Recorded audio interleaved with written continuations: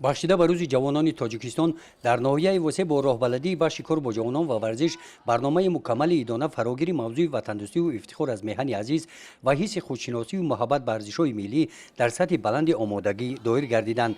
طبق برنامه چهاربینی ها از گذشت ایدانه شروع گردید.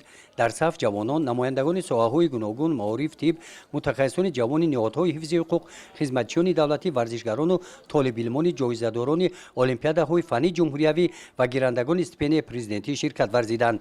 گذشت ایدانه با شعار آویزه‌های ترغیباتی پیروان پیشوای ملتیم، ما جوانان با وطن صادقانه خدمت میکنیم. جوانان آینده ملتند و با پرچم و عکس‌های فرزندان برومند ملت به دست از روی مرکزی شهرک صورت گرفته تا جایگاه برگزاری تنتنه‌های اساسی چهاربینی قصر فرهنگ ناحیه ادامه یافت.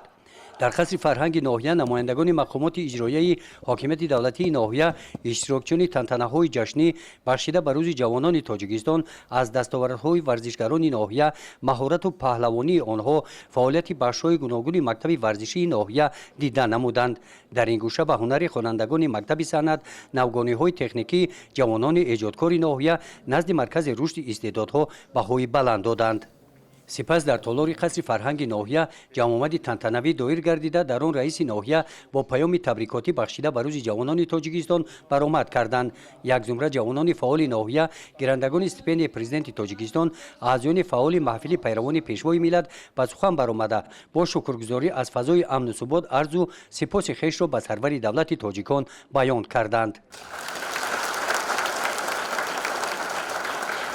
قسمت رسمی چهاربینی با قدرشناسی یک زمره جوانان در روند تحصیل و کارهای آبادانی استحصالی سهم ارزنده داشته با افتخارنامه مقامات اجرایی حاکمیت دولتی بخش کار با جوانان و ورزش ناحیه پایان یافت.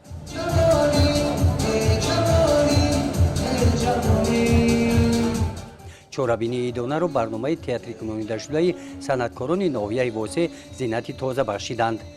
گزارش خواجه نظریف خدای نظر ظهوروف از ناحیه واسه برای برنامه اطلاعاتی نوید.